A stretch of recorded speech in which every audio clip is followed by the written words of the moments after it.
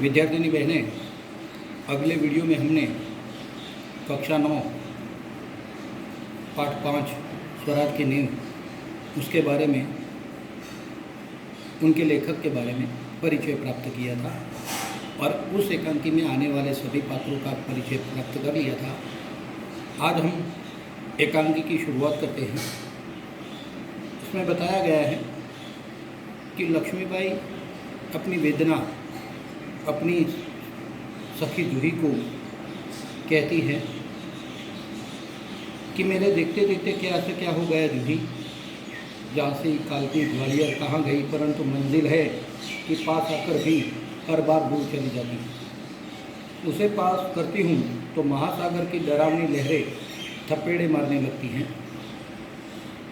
उनसे जूझती हूँ तो नाविक सो जाते हैं। देखो जूही, उधर क्षितिज पर देखो, कैसी लपलपाती हुई लपटें उठ रही हैं। लेकिन राव साहब हैं कि रिक्त मंडल की छाया में ऐशो आराम में मशगूल हैं।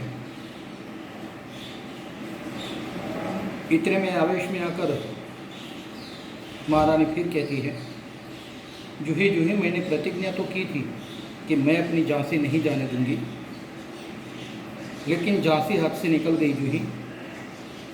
नहीं, झांसी हाथ से नहीं निकली। मैं अपनी झांसी नहीं दूंगी।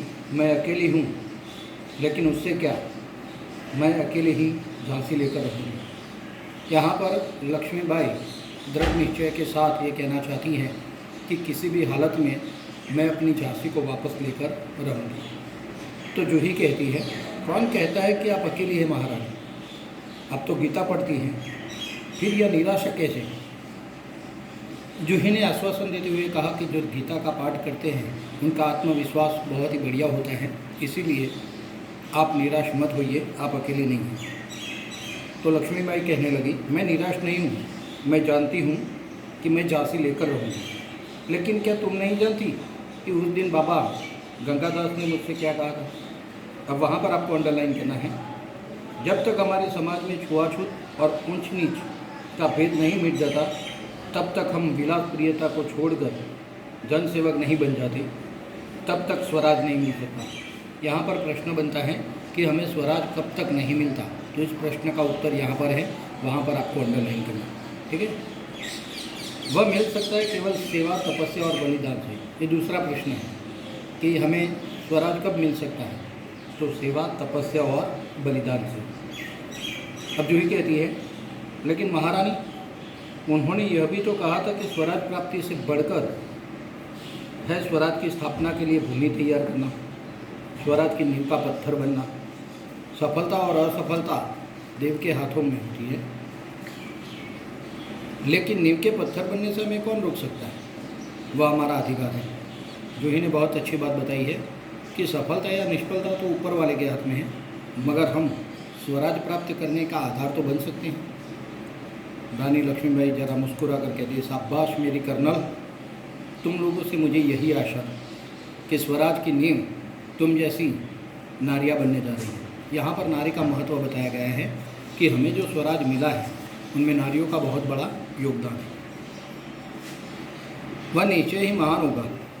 मुझे इस बात की चिंता नहीं कि वह मेरे जीवन काल में आता है नहीं आता, लेकिन मुझे इस बात का दुख अवश्य है कि हमारे पास शक्ति है, फिर भी हम दुर्बल हैं। हमारे पास तात्या जैसे सेनापति है, फिर भी हमारी सेना में अनुशासन नहीं है। अनुशासन यानी शिस्त नहीं है। हमारे पास ग्वालियर का किला है, फिर भी हम कुछ नहीं कर पा रहे हैं। क्यों? जानती हो क्यों? जूही ने कहा, जानती हूँ महारानी, हम विलासिता में डूब गए हैं। विलासिता यानी भोग विलास में डूबे हुए हैं। सुंदर, कौन कहता है कि हम विलासिता में डूब गए? विलासिता में डूबे हैं राव साहब, बांदा के नवाब और सेनापति तात्या। तो जूही ने कहा, नहीं सुंदर, सेनापति नहीं। तो मुंदर कहने लगी, ओ समझी, तुम तो उनका ही पक्ष लोगी ना। जूही ने, मैं उसका पक्ष नहीं लेती, लेकिन जो तथ्य है उसे छिपाया नहीं जा सकता। तथ्य यानी सच्चाई। सरदार तात्या राव साहब को अपने तन मन का स्वामी मानते।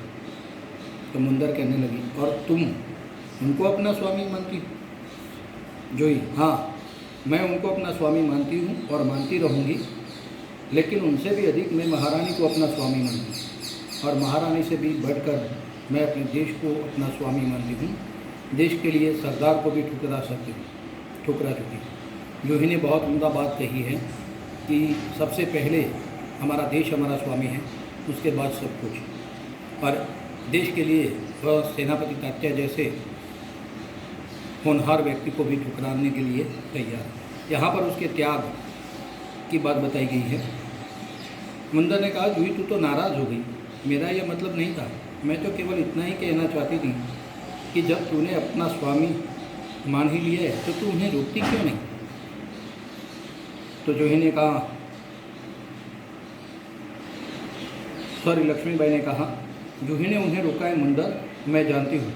जब राव साहब के कहने पर तात्या इसे नाचने के लिए बुलाने आए थे तो इसने उनको बुरी तरह धुतकार दिया था। धुतकारना यानी फटकारना, डांट देना। हाँ रानी, मैं स्वराज के लिए नाच सकती हूँ, बराबर नाचती रही हूँ, परंतु विलासिता में डूबने के लिए अपनी कला को किसी के गले के फांसी का फंदा नहीं बना सकती। जो मुझको ऐसा करने के लिए कहते हैं उनको मैं ठोकर ही मार सकती हूँ। और उसने कहा कि अगर देश के लिए मुझे नाचना पड़े तो मैं नाच सकती हूँ, मगर विलासिता के लिए नहीं। यहाँ तक रखते हैं। ये हमारा भाग 2 है एकांकिका। इसमें जो भी अपरिचित शब्द लगे आप इस एकांकी को ध्यान से पढ़िए यहाँ तक। यहाँ दोनों के बीच, जूही और लक्ष्मीबाई के बीच संवाद जो है बढ़िया संवाद है। इसमें नारी की महानता की गाथा सुनाई गई है। बीच में मुंदर आती है। मुंदर जूही को तात्या के बारे में समझाती है, तो तात्या जैसे सेनापति को भी अगर ठोकर मारनी पड़े तो जूही तैयार है। और इसीलिए महारानी लक्ष्मीबाई उससे कहती है कि शाबाश मेरे कर्नल, मुझे तुम लोगों से यही आशा थी। तो यहाँ तक रखते हैं। पार्ट 3 में कल बढ़ेंगे एक बार फिर से।